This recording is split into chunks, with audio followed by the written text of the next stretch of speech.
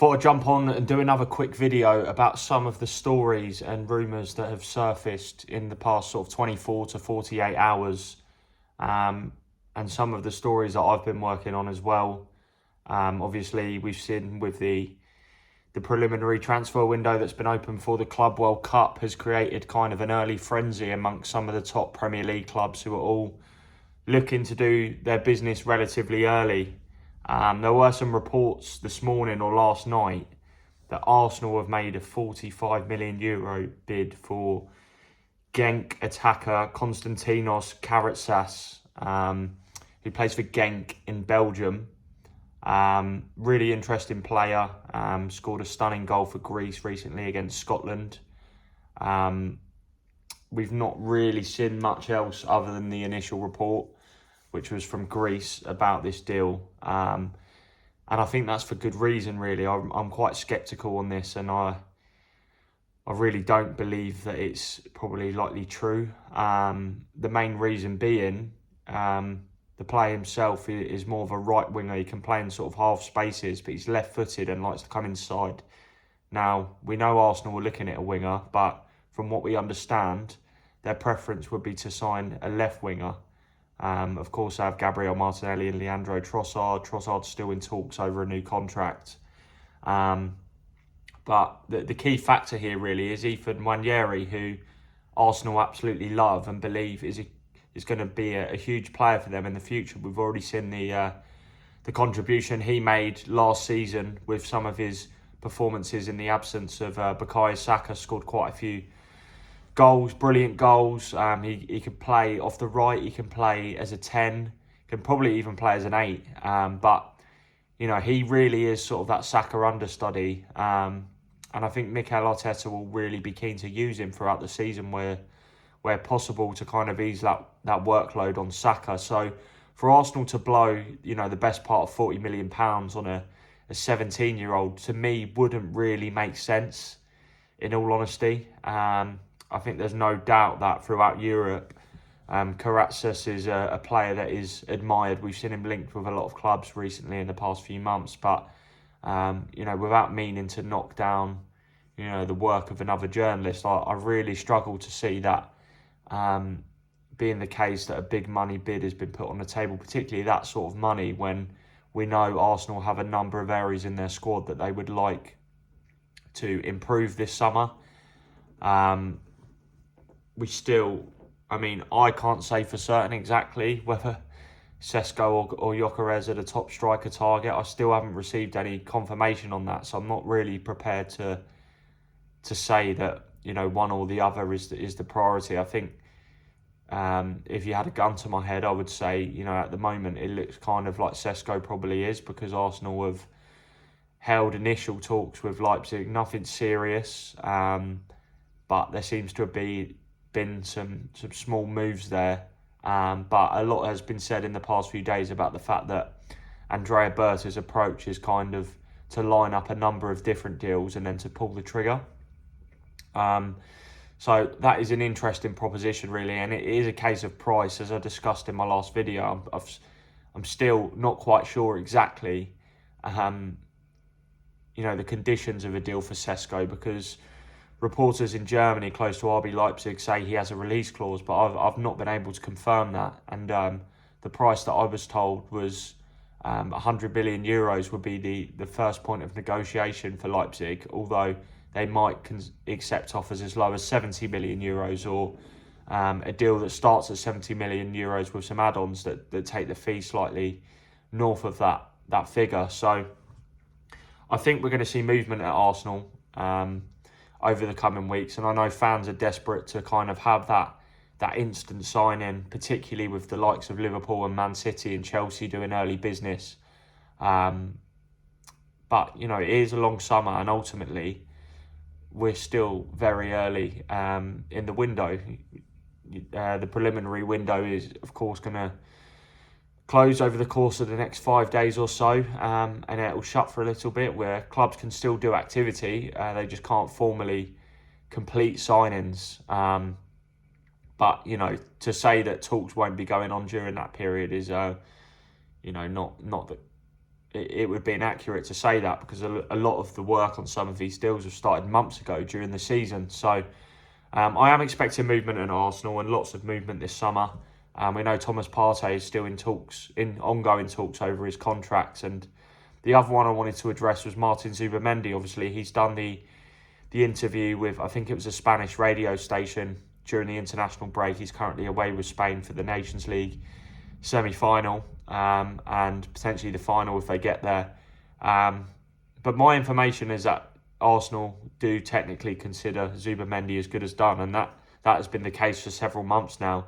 I know there's always going to kind of be alarm bells with Zubimendi, because it did look like he was going to join Liverpool last summer, and he made that late decision to stay with Sociedad. And there has been comments from the Real Sociedad president in late April in which he appeared to suggest that Zubimendi hadn't really committed to leaving the club yet, and he could yet stay. So when Zubimendi kind of left the door open to staying at Sociedad earlier this week, I can understand why some Arsenal fans might be a little bit concerned that, maybe the deal wasn't as far along the line as some of us have reported. Of course, there's the Alonso factor as well, which is, sort of been lingering for the past couple of months. The fact Alonso's going to Real Madrid and he coached Zubimendi with Real Sociedad B. But my information is still that all the relevant paperwork has been exchanged between the clubs. They've agreed on the formula of the deal. We do expect likely Arsenal to trigger the release clause of Zubimendi. There have been some suggestions that they might end up paying slightly north of that figure with more favourable payment terms to spread the payments across a longer period of time. There wouldn't be much difference if that was the case. I'm still expecting the deal to be worth about £51 million, which is the figure of his release clause, 60 million euros. But yeah, there's been no change in the information I've received, and I've never been told that it's imminent. In the past couple of weeks, I've made checks on it because, as the transfer window's opening and it's clear that a deal's been agreed in principle for some time now, supporters may expect him to be in instantly, but obviously it's complicated by the fact that Zubimendi is away with Spain for the Nations League matches, and he hasn't actually undergone a medical yet. There were some loose reports from Spain last week that Zubimendi was doing his Arsenal medical imminently, but that was never reported in England, and it was never, suggested that he was doing his medical, and I've never been told that was the case. So every time I've made checks, it's, it should be announced in the forthcoming weeks, and there's no official time.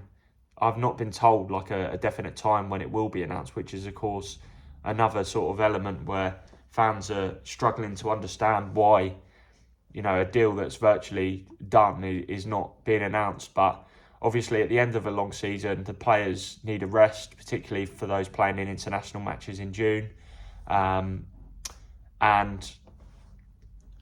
Sociedad, from what I understand, has been reported by The Athletic and various outlets in the Basque Country that they would like the deal to be finalised and registered in July for their accounting records, because the football financial year ends on June 30th, which is when we see a lot of players coming to the end of their contracts. But for accounting purposes, I believe Sociedad would prefer that deal to be, formally ratified and completed in July. And I'm not quite sure Arsenal's stance on this, but it would maybe explain the little bit of a hold up. But as I said, I've never been told it's imminent, and I've been told there's still a few little things to finalise. Of course, Zubimendi would need a visa as well.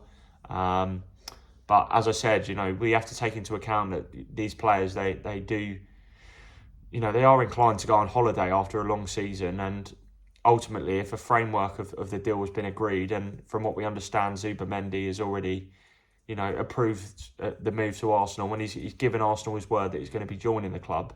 There always is that loose little sense of doubt that maybe a club could come in and change the player's head, in this case Real Madrid, until the deal was officially signed and confirmed by both clubs. But again, I maintain my stance that, I fully expect Zubimendi to be joining Arsenal, and that's nothing new. I think, I've not received any communication or, suggestion that a deal was at risk. So I'm 100% expecting Zubimendi to join the club.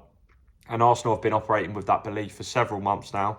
Obviously, Jorginho's off to Flamengo and they want to keep Thomas Partey, but Zubimendi has been a player that they've worked on for some time, and there is real sort of excitement about the fact that he could come into the club in the coming months, so and be part of Arteta's midfield roster. And I think it's a top signing. You know, we know there's historic interest from Man City and Liverpool, and yeah, I mean, from my perspective, that deal is a little bit to go, but it is virtually there.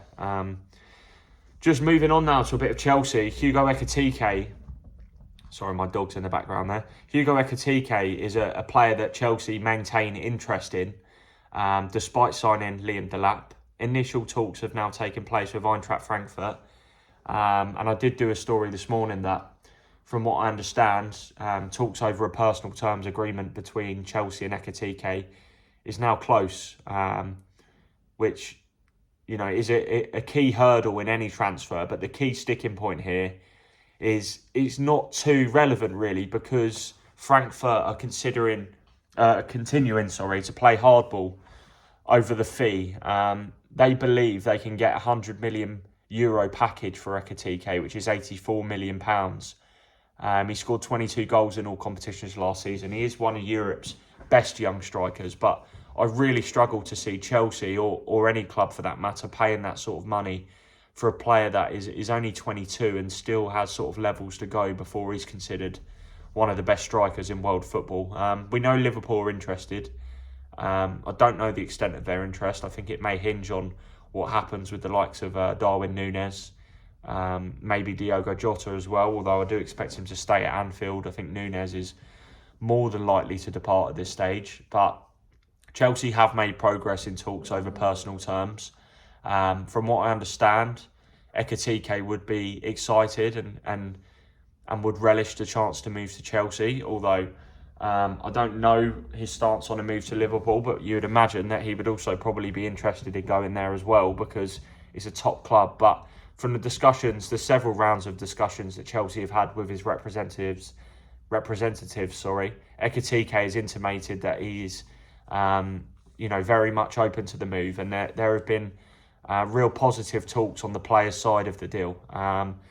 But it's not a given that Chelsea will move for Ekitike. Some might be wondering where he fits into Enzo Maresca's squad, given they've just signed Delap, and there's Nicholas Jackson as well.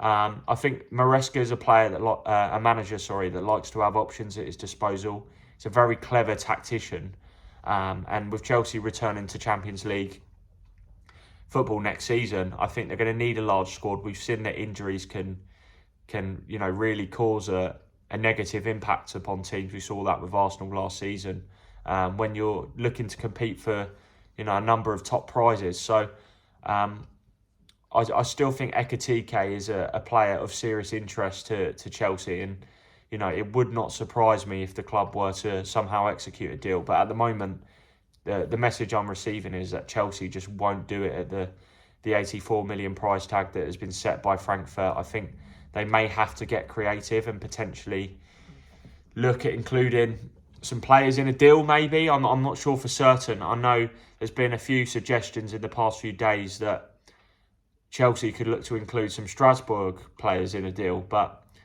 I think at the moment that's purely hypothetical. I know that there is interest from Frankfurt. I have a few contacts at Frankfurt because I spent a month there last summer during the Euros, and I also went to Frankfurt to cover the Spurs game recently in the Europa League. And from what I understand, Sebastian Nanasi, who is the Swedish forward at Strasbourg, and Dilan Bakwa are two players of interest to Frankfurt, and they were regardless of what's happening with Ekitike. They've been monitored over the past couple of months.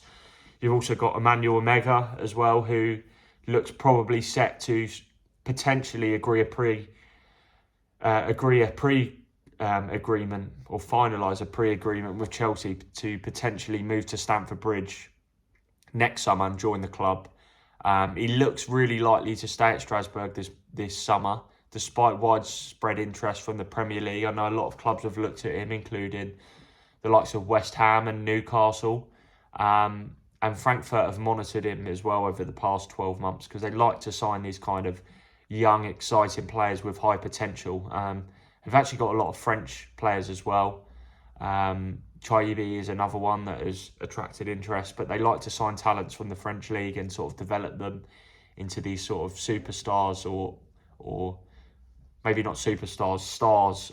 We saw with Omar Marmoush as well, who they really developed during his time at the club. He was at Wolfsburg, and he didn't quite reach the heights that he did at Frankfurt, but once he did, you know, he's moved to the Premier League and has made an instant impact and looked a star of this Manchester City side under Pep Guardiola. They really benefited from his arrival in January, and he actually got really and truly helped them get over the line in the race for Champions League football. But that's another important factor as well. Frankfurt wanted 60 million for Marmoush in January, and they got their fee, so they're quite notoriously tricky negotiators. But again, the message that I've received is that Chelsea just won't go as high as 84 million for Ekitike. So the price would have to come down drastically for them to pursue a move. But the fact they're making progress in talks with Ekitike's camp, you know, does apply a little bit of pressure because from what we understand, you know, it is largely expected that he will leave the club this summer. He recently dropped out of the under-21 Euros with France due to a little bit of back pain, which has caused him a little bit of aggravation, and the French under-21 doctors did not believe that he'd be ready for the tournament. But of course, it does kind of open the door to the prospect of, if Chelsea was somehow, you know, able to strike a quick deal, they could maybe take him to the Club World Cup. But you know, I find it difficult to envisage that happening at the moment. They are still in talks with Borussia Dortmund over the England under-21 international winger Jamie Bino Gittens, a player of real interest, particularly now Sancho has gone back to Manchester United, and there's still kind of talks ongoing over Mike Maignan. But there is a huge gap in valuation between what Chelsea would be prepared to pay and what AC Milan would consider selling for, because he's the France #1 now. Hugo Lloris has retired. But, you know, from Chelsea's perspective, it's a real opportunity, because if Maignan isn't going to sign a new contract with AC Milan, then they're going to risk losing a high-value player on a free transfer. And they've already lost Tijani Reinders as well to Manchester City. It looks like Theo Hernandez might be on the move as well. So I think AC Milan will unfortunately be forced to consider offers. So Chelsea are very much active in the market, particularly because they're looking to build their squad ahead of the Club World Cup. But the Gittins deal isn't really one that has to happen before them. Dortmund are obviously going to the Club World Cup as well, so Gittins will likely be playing at the tournament regardless of what happens. Lee Carsley names his England under-21 squad tomorrow for the tournament, so I think that will give us an indication of what a lot of players are doing this summer, including Liam Delap. From what I'm told, there's a good chance that he will be going to the Club World Cup, but that does kind of disrupt England under-21's plans, because Delap would have led the line for him at the tournament. But yeah, lots of moving parts at the moment with the transfer window, and I'm sure I'll be back with another video in the coming days just to keep you posted on some of the stuff that I've been working on and what I'm hearing. But yeah, I think there's a lot of stuff out there at the moment as well that, you know, just isn't true, unfortunately, but that is the nature of the business.